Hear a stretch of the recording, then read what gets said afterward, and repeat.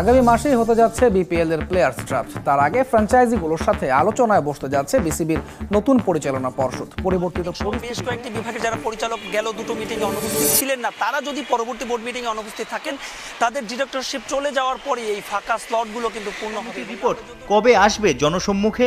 আমার মনে হয় এটা আমি প্রকাশ করব, বিকজ এটা আমি পার্ট না, সো এটা আমার প্রকাশ করতে কোনো অসুবিধা নাই। এটা জনসম্মুখে। আসসালামু আলাইকুম সুপ্রিয় দর্শক বন্ধুরা, এবার নতুন বিসিবি সভাপতি ফারুক আহমেদের করা অ্যাকশন শুরু। দর্শক বন্ধুরা, এবার শেষ পর্যন্ত বেশ কয়েকজন কর্মকর্তা বাদ পড়তে যাচ্ছেন, কারণ তারা এখন পর্যন্ত বাংলাদেশ ক্রিকেট বোর্ডের বোর্ড সভায় অংশগ্রহণ করেনি। দর্শক বন্ধুরা, এবং আগামীতে যেই বোর্ড সভা হতে চলেছে সেই বোর্ড সভায় বেশ কিছু গুরুত্বপূর্ণ সিদ্ধান্ত আসতে চলেছে, এবং সেই সাথে কোচ চান্দিকা হাতুরু সিংয়ের নানা অন্যায়কে কেন্দ্র করে এবার তাকে বিচারের মুখোমুখি হতে হচ্ছে।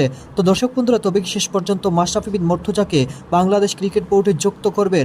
দর্শক বন্ধুরা, এবার সেই সকল বিষয়গুলোকে কেন্দ্র করে বেশ কিছু গুরুত্বপূর্ণ তথ্য তুলে ধরেছি।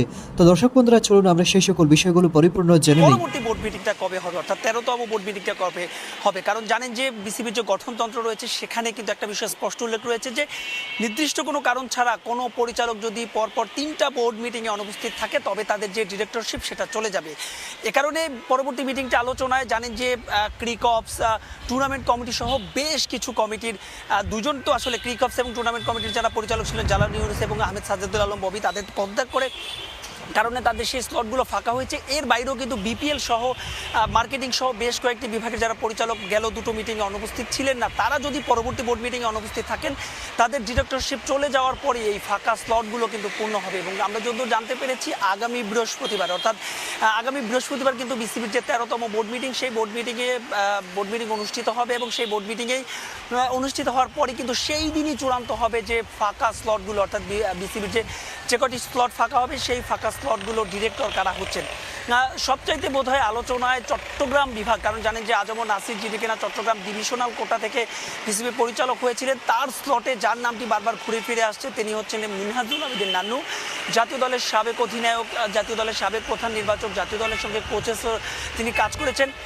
তার সঙ্গে আসলে আমরা কথা বলেছিলাম, তিনি যেটা বলেছেন যে এখন পর্যন্ত আনুষ্ঠানিকভাবে তিনিও কিছু জানেন না, তবে তিনি বলছেন যে যদি তিনি দায়িত্ব পান তবে কিনা সেই দায়িত্বটা তিনি দারুণভাবে পালন করার চেষ্টা করবেন। আরেকটি বিষয় একটু জানিয়ে রাখতে চাই যে পূর্বাচল যে স্টেডিয়াম, যেটি কিনা পূর্বের নাম ছিল শেখ হাসিনা স্টেডিয়াম, সেই প্রকল্প বাতিল হয়ে গেলেও সেই স্টেডিয়াম পরিদর্শনে আগামীকালকে অর্থাৎ শনিবার 10টা নাগাদ বাংলাদেশ ক্রিকেট বোর্ডের যিনি সভাপতি রয়েছেন নতুন সভাপতি ফারুক আহমেদ এবং একাধিক পরিচালকরা কিন্তু সেই স্টেডিয়ামটায় যাবেন আগামীকাল পরিদর্শনে, এবং আগামীকাল পরিদর্শন শেষে আসলে তারা মূল সিদ্ধান্তটা নেবেন যে এখানে কয়টা মাঠ তারা করবেন। জানেন যে ঘরোয়া ক্রিকেট দিকে কিন্তু মাঠ সংকটের একটা বিষয় রয়েছে, এবং তাদের প্রাথমিক যে পরিকল্পনা সেই যে পূর্বাচল স্টেডিয়ামটি রয়েছে সেই স্টেডিয়ামের পক্ষে 2টো মাঠ তারা প্রস্তুত করবেন, এবং সেই মাঠ প্রস্তুত করে সেখানে কিনা ঘরোয়া লিগের যে খেলাগুলো রয়েছে সেই খেলাগুলো তারা হয়তো পরিচালনা করবেন। সব কিছু আসলে পরবর্তী যে বোর্ড মিটিং হচ্ছে, অর্থাৎ 13তম বোর্ড মিটিং যেটা কিনা অনুষ্ঠিত হওয়ার কথা বৃহস্পতিবার, সেই মিটিংটা হওয়ার পরে হয়তোবা জানা যাবে দেশের ক্রিকেটের প্রতিপক্ষ আসলে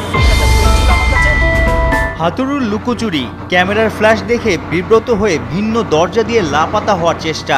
গেল ডিসেম্বরের মুহূর্ত, ওয়ানডে বিশ্বকাপ ব্যর্থতার তদন্ত কমিটির জেরার মুখে পড়ার পরের দৃশ্য।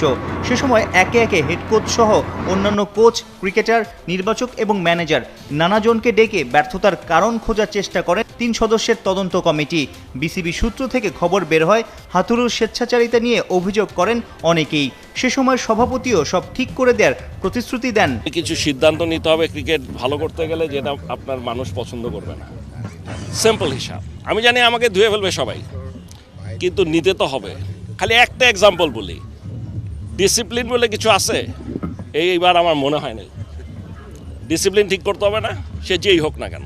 সো আমি বলছি, কিন্তু করতে গেলে সব আমার বোর্ডেরও অন্যরা ভাবে যে হ্যাঁ আমার পিছনে লাগবে। তদন্তের রিপোর্ট নাজমুল হাসান পাপনের হাতে তুলে দেয়া হয়েছিল। সংবাদ মাধ্যম তো দূরের কথা, অনেক বোর্ড পরিচালকও নাকি ওই রিপোর্টে কি আছে জানতে পারেননি।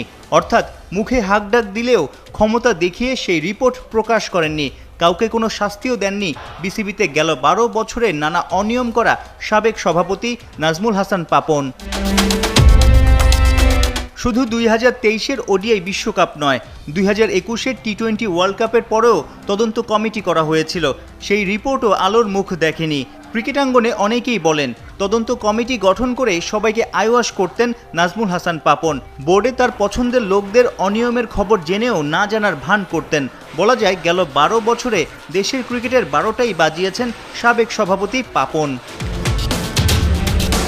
সময় বদলেছে, নতুন বাংলাদেশে বের হয়ে আসছে সব থলের বিড়াল। নয়া সভাপতি ফারুক আহমেদ বিসিবিকে নতুন রূপে ফেরাতে বেশ সিরিয়াস। একের পর এক বিশ্বকাপ ব্যর্থতার তদন্ত কমিটির রিপোর্ট কবে আসবে জনসম্মুখে? আমার মনে হয় এটা আমি প্রকাশ করব, বিকজ এটা আমি পার্ট না, সো এটা আমার প্রকাশ করতে কোনো অসুবিধা নাই। এটা জনসম্মুখে আসবে এবং সবচেয়ে বড় কথা শুধু আপনাদের জানবেন না, এটা দেখে এটার থেকে যে রেকমেন্ডেশন, আমি জানি না কোনো রেকমেন্ডেশন থাকবে কিনা, কারণ আকরাম খান লাস্ট সে তদন্ত কমিশনের সে কিন্তু মেম্বার ছিল, right, if I am not wrong. সে যখন এটা জনসম্মুখে দেখতে চায়, সো আমি তো তাহলে মানে অবশ্যই দেখতে চাই এবং এটা দেখে আমি কাজ করতে চাই। 900 কিংবা 1000 কোটি টাকা আছে বিসিবির। এফডিআর নিয়ে প্রায় সময় গর্ব করতেন সাবেক সভাপতি, অথচ আয় ব্যয়ের হিসেব তোলা হয়নি ওয়েবসাইটে, জানানো হয়নি মিডিয়াকেও। স্বচ্ছতা একদমই ছিল না নাজমুল হাসানের বোর্ডের। পাপনের আমলে ব্যাংকে স্ত্রীর প্রমোশনের জন্য বিসিবির টাকা নিয়েও নয়ছয় করেছেন প্রধান হিসাবরক্ষক মান্নান। এমন খবর নয়া প্রেসিডেন্টের কানেও গেছে। আমি দুটো পত্রিকার রিপোর্ট দেখেছি, এটা আমি সে ক্লিয়ার করে দিই। আপনি জানেন যে ব্যাংকের কিছু কিছু ব্যাংকের সিচুয়েশন খুব বেশি ভালো না, সো আমরা চেষ্টা করছি। এটা তো মানে আপনাদের টাকা, ক্রিকেট বোর্ডের টাকা, তাই না? তো জনগণের টাকা, আমাদের টাকা, সবার টাকা, এটার একটা এটাকে সিকিউর করা আমাদের দায়িত্ব। সেই জন্য আমরা চিন্তা করছি কিছু কিছু ব্যাংকের টাকা এফডিআরটাই অন্য ব্যাংকে নিয়ে যাওয়া, যদি আমাদের কিছু ক্ষতিও হয়। বাংলার ক্রিকেটে টাকা এবং গ্ল্যামার দুটোই আছে। বিসিবিতে দুর্নীতি আর অনিয়ম কমে গেলে তরতর করে বাড়বে ক্রিকেটারদের জন্য ফ্যাসিলিটিস, ভালো প্রভাব পড়বে মাঠের ক্রিকেটে। পাপন ব্যর্থ হলেও গার্ডস থাকা ফারুক আহমেদকে নিয়ে বদলে যাওয়ার স্বপ্ন দেখাই যায়। তার আগে ফ্র্যাঞ্চাইজিগুলোর সাথে আলোচনায় বসতে যাচ্ছে বিসিবির নতুন পরিচালনা পর্ষদ। পরিবর্তিত পরিস্থিতিতে অনেক দলের অংশগ্রহণ অনিশ্চিত। সমস্যা সমাধানে দ্রুত উদ্যোগ নিতে চায় বিসিবি। একের পর এক চ্যালেঞ্জ নিয়ে নিজেদের কাজ গোছাতে হচ্ছে ক্রিকেট বোর্ডের নতুন পরিচালনা পর্ষদকে। জাতীয় দলের ব্যস্ত সূচি, হাথুরু ইস্যু, ঘরোয়া ক্রিকেটের সংস্কারের পর বিসিবির সামনে এখন বিপিএল চ্যালেঞ্জ। 27 ডিসেম্বর থেকে শুরু হবার কথা রয়েছে এবারের বিপিএল এর আসর। অনেক কর্মকর্তার মতো বিপিএল এর বেশ কিছু ফ্র্যাঞ্চাইজির মালিকও গা ঢাকা দিয়েছেন। তাই 7 ফ্র্যাঞ্চাইজির মাঝে অধিকাংশেরই অংশগ্রহণ নিয়ে আছে শঙ্কা। বিসিবিও চায় না বিতর্কিত কোনো ফ্র্যাঞ্চাইজি নিয়ে বিপিএল আয়োজন করতে।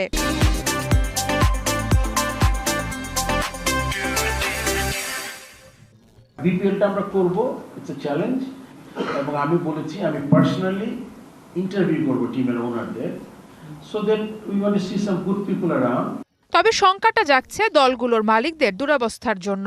রাজনৈতিক পট পরিবর্তনের পরই দেশ ত্যাগ করেছেন কুমিল্লা ভিক্টোরিয়ান্সের মালিক নাফিসা কামাল। গতবারের চ্যাম্পিয়ন বরিশালের অংশগ্রহণ নির্ভর করবে স্পন্সরের ওপর। রংপুর, খুলনা ও সিলেট থেকেও এখনো কিছু জানানো হয়নি। তবে নিজেদের পার্টিসিপেশন নিশ্চিত করেছে চট্টগ্রাম। নতুন মালিকানা নিয়েছে ঢাকার ফ্র্যাঞ্চাইজি। টুর্নামেন্ট শুরু হওয়ার আগে পরিবর্তন হবে আরো বেশ দর্শক কিছু বন্ধুরা, আপনারা দলের হয়তো পুরো মালিক। ভিডিও দেখে এবং সেই সাথে এই সকল বিষয়গুলো জেনে অবশ্যই বুঝতে পেরেছেন এবার শেষ পর্যন্ত বাংলাদেশ ক্রিকেট বোর্ডেও আসতেছে বড় পরিবর্তন। বোর্ড সভাপতির পরিবর্তনের পরও এবার একের পর এক নানা কর্মকর্তারাও পরিবর্তন হচ্ছে। আর সেখানে এবার মাশরাফি বিন মর্তুজাকে আপনারা কোন পদে দেখতে চান অবশ্যই কমেন্ট করে জানিয়ে দিবেন। তাহলে কি শেষ পর্যন্ত মাশরাফি বিন মর্তুজাকে বাংলাদেশের মানুষের চাওয়া অনুযায়ী তাকে বোর্ডে আনবে নতুন বিসিবি? অবশ্যই কমেন্ট করে জানিয়ে দিবেন। তো দর্শক বন্ধুরা, ভালো থাকুন, সুস্থ থাকুন। আল্লাহ হাফিজ, আসসালামু আলাইকুম।